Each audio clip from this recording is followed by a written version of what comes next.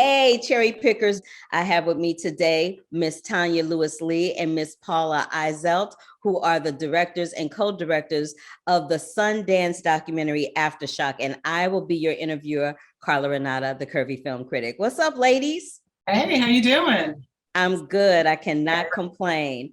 I was just about to tell Paula that this gutted me to my core. I cannot even believe we are still in this place having these types of discussions when it comes, especially in regards to women, women's health, so on and so forth. It's just mind-boggling. But you know what I mean? I do. It is very frustrating to be in the United States of America and we still have birthing outcomes the worst of the industrialized nations. It is an outrage. There's no reason it should be like that. We have enough resources so that everyone should have a great outcome when they birth. So the good news is there are things that can be done, and that's Paula and I with the film really wanted to make sure that as much as you might feel an emotional pull, and you should, for the injustice that has happened to some people, you should also feel some sense of inspiration and empowerment, because there are things that we can do to fix the situation. Absolutely. Paula, you want to weigh in on that? Yeah, you say it is horrifying. We're still here, and the even more horrifying part is that it got worse in the past 25 years. Like that's the crazy thing too, that it was a little bit better, and then all of a sudden, women today, especially Black women, are more likely to die than their own parents were, their own mothers were. I mean, that is horrifying. So, but as Tonya said, like, there's so many solutions and there's so much work being done. And that's really what we wanted to amplify in the film. Black women have been addressing this for decades. Like this is not like a wake up call to people in the space. And I think there's so much momentum now because of all the work they're doing. So we're at this, what I hope is like a tipping point where the solutions are really going to come. We have Kamala Harris, VP Kamala Harris, putting out a call yesterday or the day before about maternal health with all these numbers. Like, it is at the pinnacle of power in this country. The maternal health crisis is being addressed there. So I think it's a moment of hope too. Absolutely. One of the most powerful things that was said was when Shamani's mother was giving that speech, and she said, Black lives matter because Black wombs matter, and a Black womb created you. That was so incredibly powerful to me. How did you guys get together and collaborate to create this project?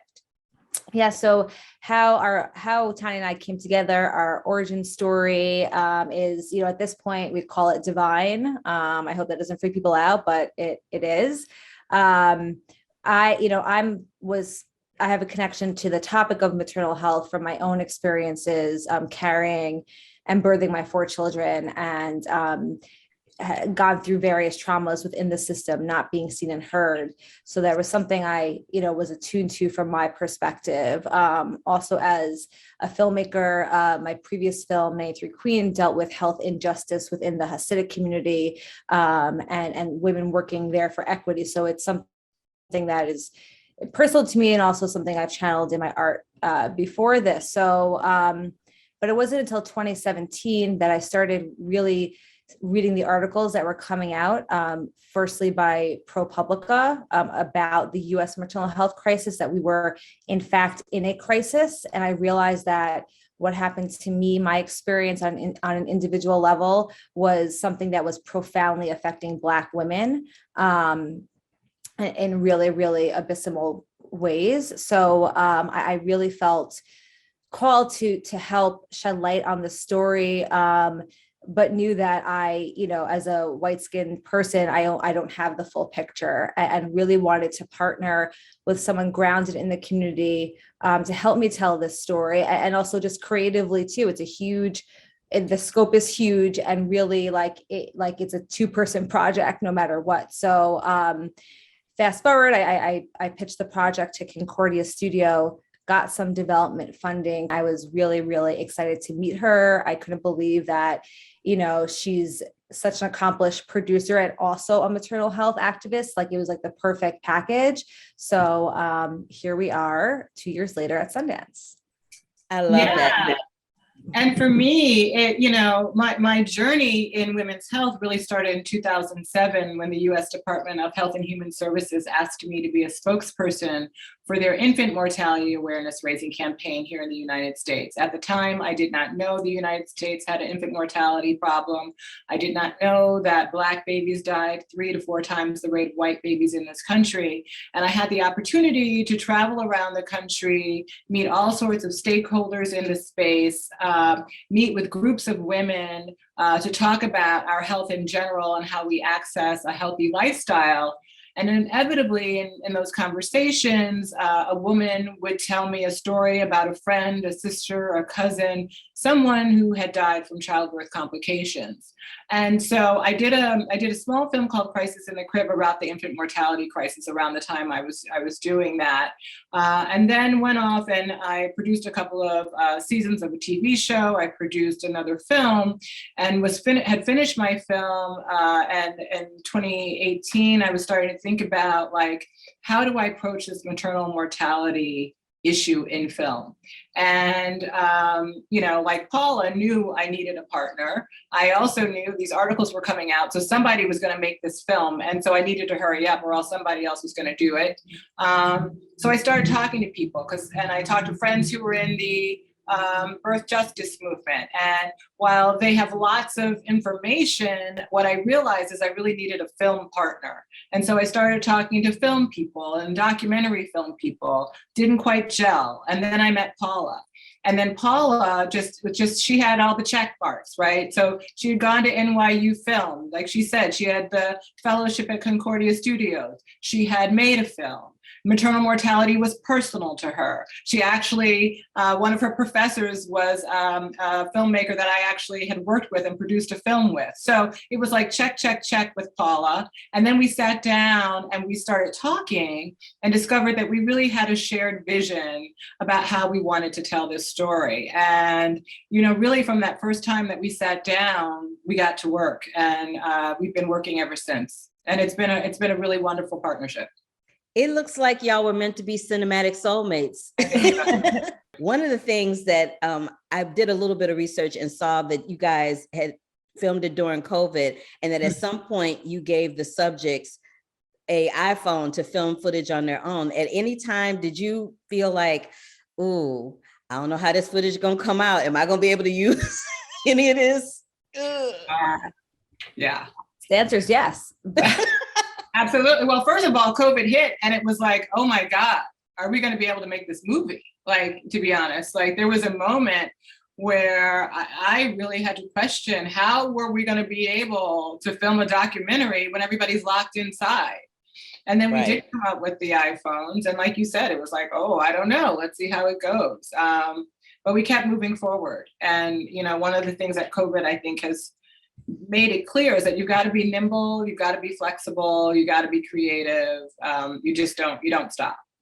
Is that why you guys said it was a gift? Do you think that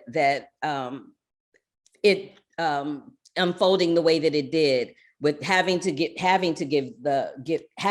trust over to the people you were telling the story about? Absolutely, because it really deepened our collaboration. So we gave everyone the iPhones, we had to then like get, give a cheat sheet of like how to film and then get the footage back. And like, there was just so much collaboration that, of course, like in making a film like this, we would have had no matter what, but it definitely was another level and felt really good, actually, to have our amazing collaborators film things that they wanted to film, have them direct themselves, see what they get, see what their eye wants, their eye is going towards. So, we used our limitations to get more creative. So I think that was good for us, actually. Cool. I want to just say everybody's names just to get it out there before we finish, I just want to acknowledge their names, and the two in particular that are the subjects of Aftershock: Shimani Makiba Gibson and Amber Rose Isaac. We also find out about Kira Johnson, Maria Corona, Shah Asia Simple, Cordial Street, and so many more whose names that we don't know and whose stories that we don't know that lost their lives due to these unmitigated circumstances in which Black and brown women go for medical assistance and have situations that could be prevented, but because they're not being taken seriously, it ends up turning out a different way. Two things really struck me. The first one was when they came to get Shimani, when the EMT people came to get Shimani and they kept asking, is she on drugs? Was she on drugs? And that ate up time.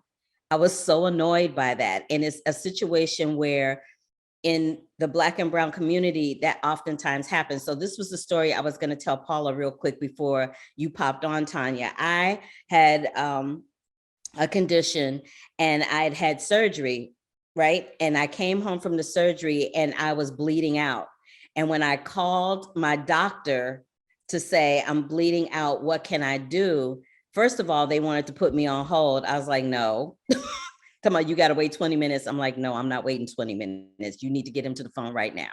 He finally comes to the phone and then he's all, well, what's the matter? And by the time he came to the phone and I argued with the nurse at the reception desk, when I heard him say, what's the matter? And then the next thing I knew, I was waking up on the floor with the phone on the other side of the bathroom and my head this close from the tub. So when I fell, my head easily could have hit the tub and I would have been out of here. But I wanted to share that with y'all and for the people that are watching this, just to let you know that these stories are real. This kind of stuff happens all the time.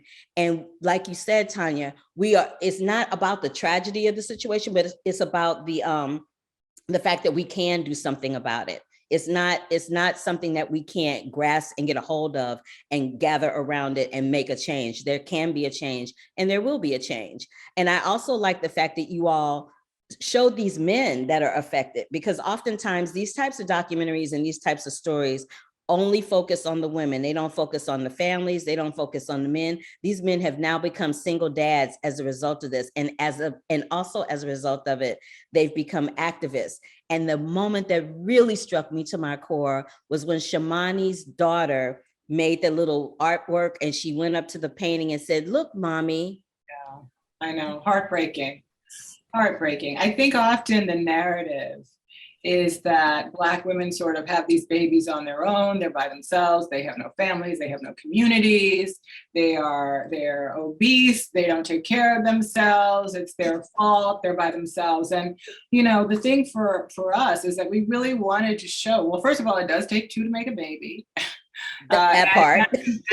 That does happen. And in the Black community, it is not, you know, all single mothers. There are some single mothers for sure, but it's not all single mothers. That there are men who are very present, who care very much about their families, who want to be active in their families and are there, and don't just care about their families, but care about their communities. And that there are communities these women come from, right? I mean, Shimani was known in her community. Her family talks about when she was dying in the hospital, how many people just came to the hospital to just give love.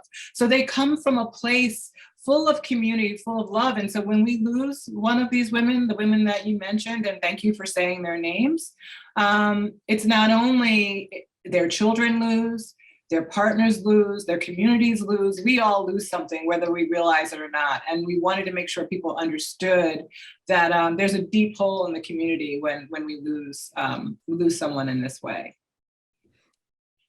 Paula, did you want to add anything? I mean, yeah, Tonya really said it, but I guess I'll go just to the title of Aftershock, which is what, you know, Shawnee named the event to celebrate Shimani's life, and we named the film after Aftershock because it is an aftershock and it's a ripple effect that affects, as Tonya said, families, communities, generations. And we really wanted to show what losing one mother, and in this film, two mothers, what that really means, to really show the lived experience of that. It was really important to tell the story through our subject collaborators, through Shawnee, through Amari, through Bruce, and through their journeys. It wasn't going to be, we didn't want a talking heads film, an expert-driven film. Our experts, we wanted to be supportive of those journeys, not leading those journeys. So that was our artistic style, the verite character-driven aesthetic, to really have people understand the consequence. And then also the promise, because we have Felicia Ellis, her and Paul, her amazing husband, who is like the unsung hero of the film too. Just, having this amazing birthing process. And that's a promise. Like, people can have that if that's what you want. Like, it is possible. There's hope. This is not hopeless. We don't want women to be afraid to have babies after this movie. We want them to be motivated and empowered. Like, that is our goal. It's not doom and gloom. So we hope that everyone hears that and just is educated and empowered. And we hope that the film can be used by the activists doing the good work to hold people accountable. Like that's what we want. And that's what I would want for you as a brand new fan of both of you. I totally want that for you. I also want to make sure that people know that there are historical aspects of this issue that are brought to light in the film too. The fact that going all the way back to slavery, that a woman's worth was reduced to her womb is what you all let us know. You let us know that the women that have private insurance get private physicians, and the ones who are not that fortunate end up with, other circumstances where they get learning physicians who are in the process of learning how to cut and sew. You also address the myth that Black women don't feel pain. All of these things are so very important and vital information, and is vital information that you guys bring to the forefront in the course of this documentary, that brings it all together as a well-rounded cinematic piece. So I'm so glad that it was the two of you, the cinematic soulmates, that brought it to the forefront. And what else would you want to, just to close out the conversation, is there anything else that we haven't touched upon that you would want to say about Aftershock? Because Aftershock is like a tsunami. It's like a tsunami of emotions that is attacking the women's health issue. And I think it's a perfect title. Yeah, thank you. I appreciate you mentioning the historical piece, because, that was another thing for Paula and I. On the one hand, it is a lived experience of people, but we wanted to talk about, how did we get here? How, and we're set up on a racist premise. I mean, our women's healthcare is set up on a racist premise that not only hurts Black women, but it hurts all women, right? I think one of the important things in this conversation for women to take away is that we are talking about a health disparity in the United States, and we're comparing how white women are doing against Black women. But if you compare white women to their counterparts in European countries, they're not doing as well as they should be either. So this racist system poisons the well for everybody, and we all suffer from that. So it's going to take all hands on deck, which is another reason why Paula and I coming together to tell this story is important. We had an amazing, diverse group of women working on this film, many of us mothers from all kinds of backgrounds. And that's what we want to see in the movement. We want to, again, just lift up everybody who is trying to make the change and shed light on what they're doing. Well, Miss Paula Eiselt, the only thing I want to say really quick is everyone should go to aftershockdocumentary.com, and there's a take action page where you can donate and contribute to Shamani's Foundation, the Aria Foundation, and the foundation in honor of Amber Rose Isaac, which is Save a Rose Foundation. The families are doing incredible work in terms of legislation, building a birthing center in the Bronx, postpartum week, art-driven events. There's so much that these amazing families are doing. So everyone should please go take action on our page. That's all. You took part of my closing for me, but thank you, Miss Paula Eiselt. I appreciate you for doing it. Thank you, Tonya Lewis-Lee, Paula Eiselt, the director and co-director of the documentary that is playing at Sundance right now, named Aftershock. I am Carla Renata, the Curvy Film Critic. Thank you so much for joining us at Cherry Picks today.